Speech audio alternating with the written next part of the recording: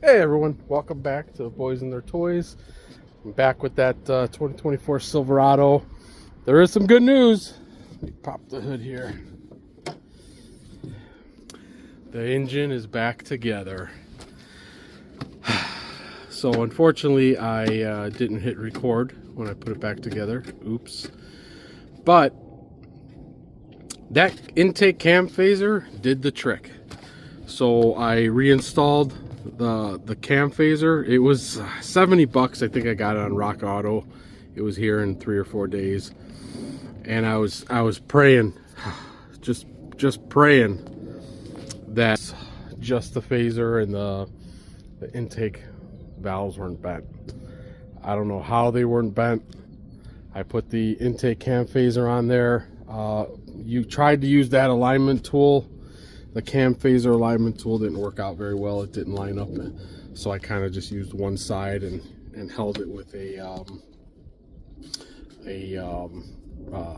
torque wrench. Sorry, it's so damn cold I lost my train of thought.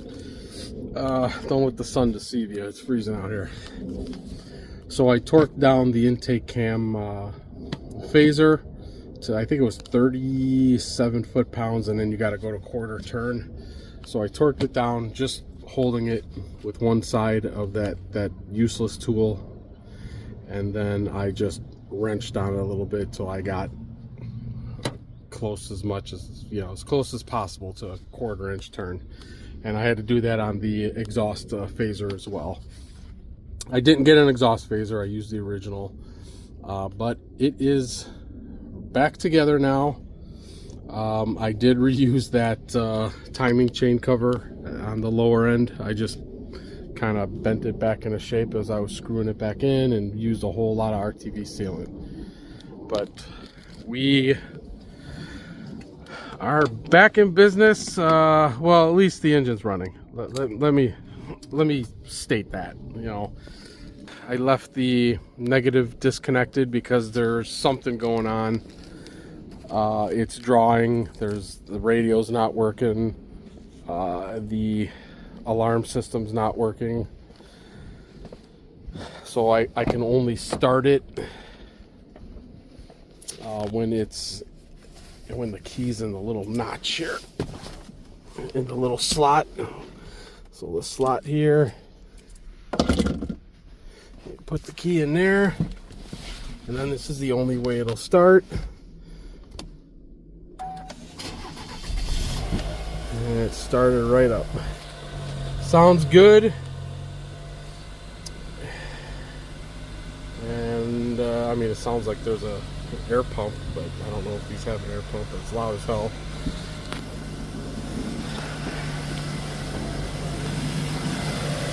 But the truck is alive. As you can see, I started putting some of the aftermarket panels on.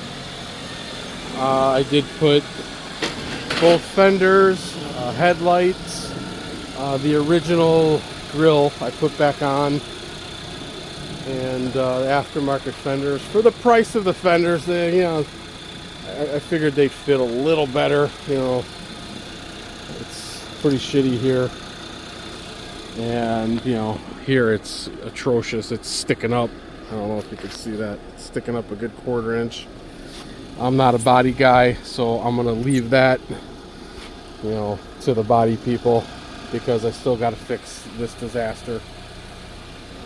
And I guess I have to fix the issue with the truck, because the alarm won't work, and the radio doesn't turn on when you put it in reverse. The camera doesn't come on, so something's going on. Electrical. I don't know what it could be, but it is driving me nuts. I'm hoping it's not a control module, like a body control module failed or something.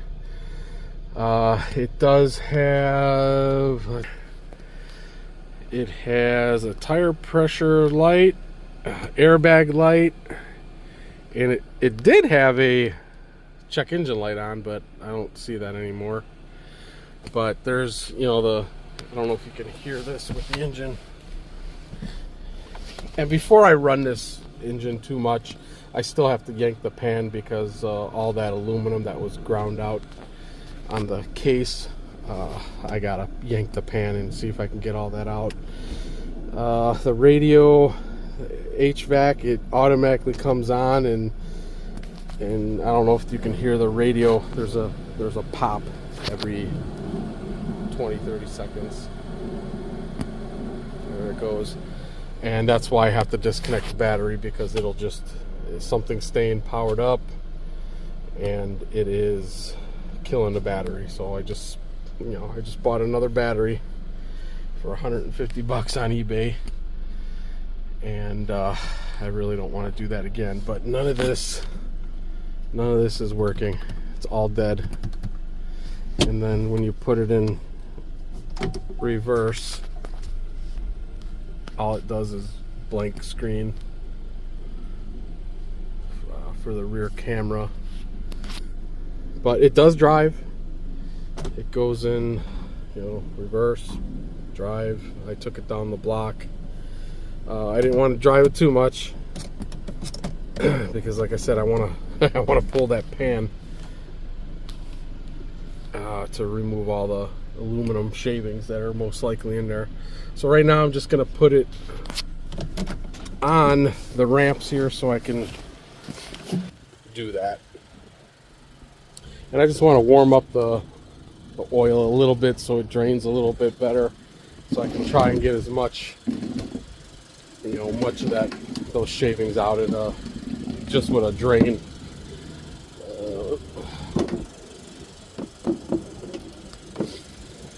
But overall, the truck's coming along. I still have the unknown electrical issue. I'm not sure how much that's going to cost. Like I said, I don't have any software access to this truck, so my cheap little scan tool is only going to check the engine fault codes, nothing else.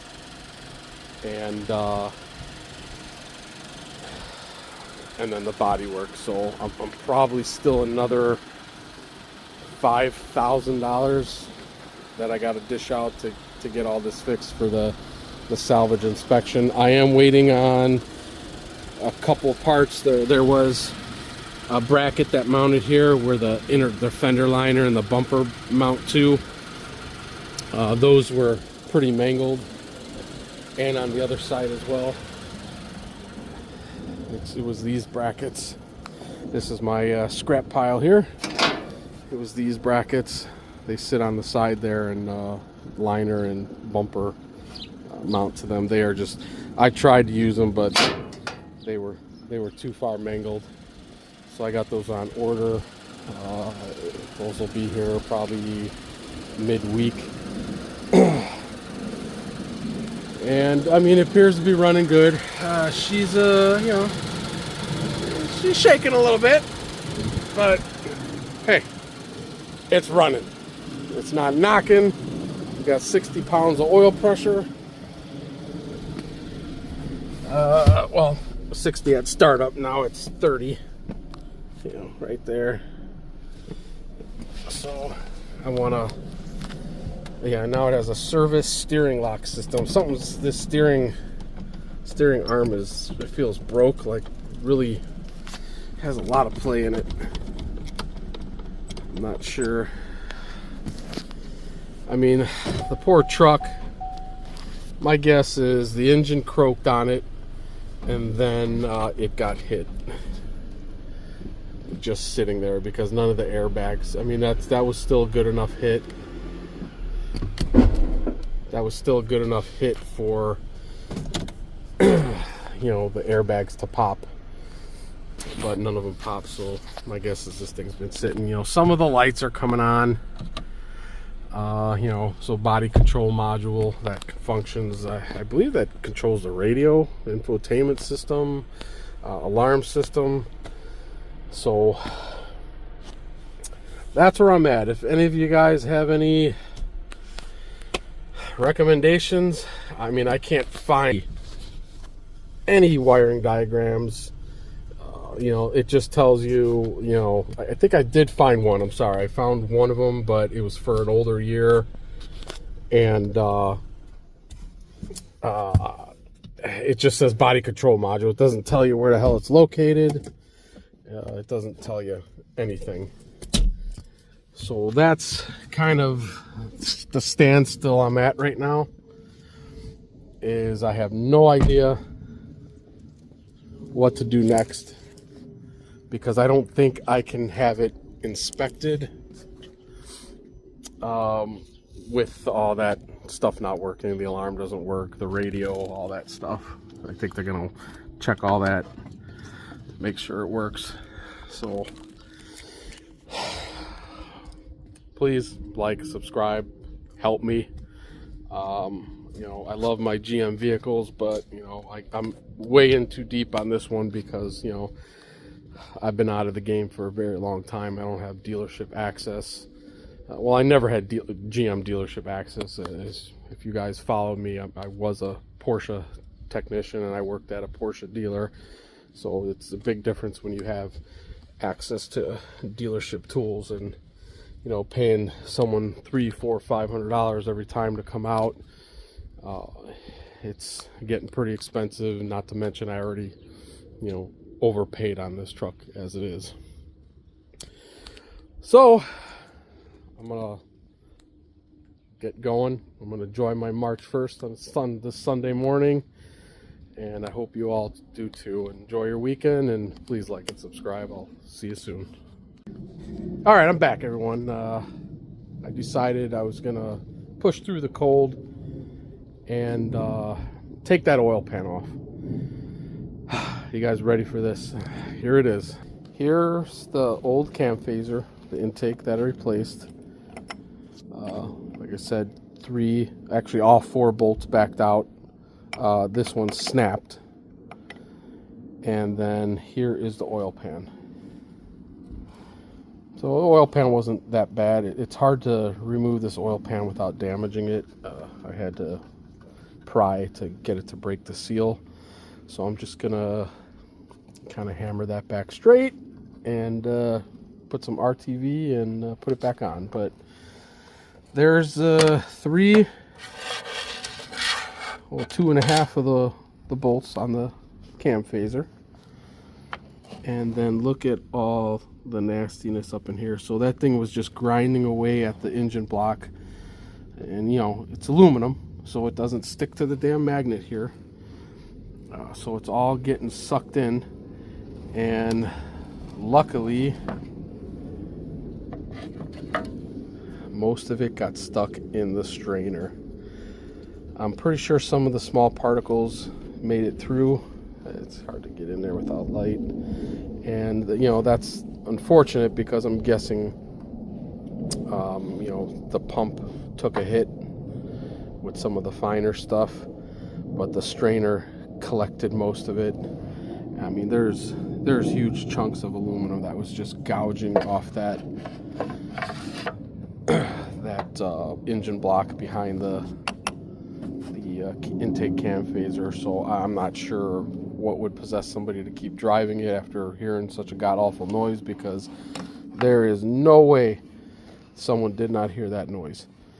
I mean, I doubt it did it in 1 minute and stopped. You know, that was definitely grinding for quite a bit as the bolts were backing out. So I'm gonna clean this up and put it back together. This is why I did not want to drive it. I lied. You know, as I told you guys before, I did drive it around the block just to see if the transmission worked, and it went into gear, but I was driving it like a little girl. You know, no offense to anybody, but you know, I drove it nicely. You know, I think I only did like 20 miles an hour down the block, and then I brought it back and shut it off. And then I just, you know, you saw me drive it up on the ramps here. It wasn't as bad. There's easy access. You just got to remove those undercover panels in there. And oh man, and that is it. That's the original filter. I did remove it and drain it, but you know, I can't see if there's anything in there. I'm gonna cut that open at a later time and see if you know, those fine particles had to have gone through the pump, and then I'm praying that that filter caught it, because there's a lot of aluminum. So it's 8mm bolts. There's a bunch of them, 15, 20 of them or so. Zip them out pretty quick. There's a lot of access here. I mean, there's nothing stopping you from removing it. The cross member's in the way, but you could still loosen all the bolts, drop it down, and get it out without lifting the engine or dropping a cross member or something stupid like that. Really easy motor to work on, surprisingly. But that is it. Engine, everything else looks good. So I am going to clean this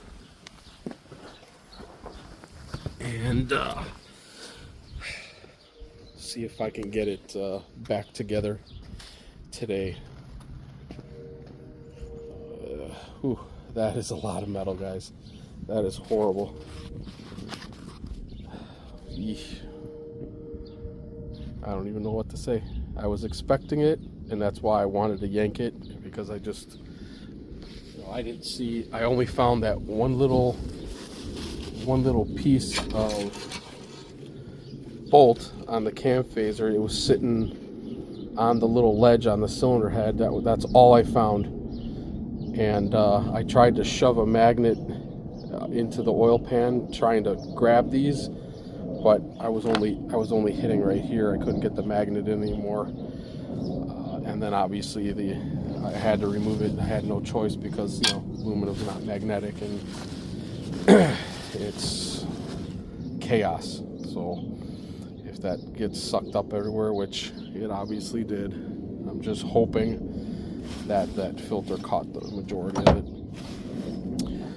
So I'll clean this up. I'm not going to bore you with me sitting here cleaning this up, but I had to film this, because if you fix the cam phaser, if any other scenario where this was somebody else and they just replaced the cam phaser and then kept driving it, this would fail probably within, you know, a few thousand miles, just from oil starvation and contamination. So I'll see you guys next time. This time for real. I'll see you on the next part. Have a good one, everyone. Enjoy your march.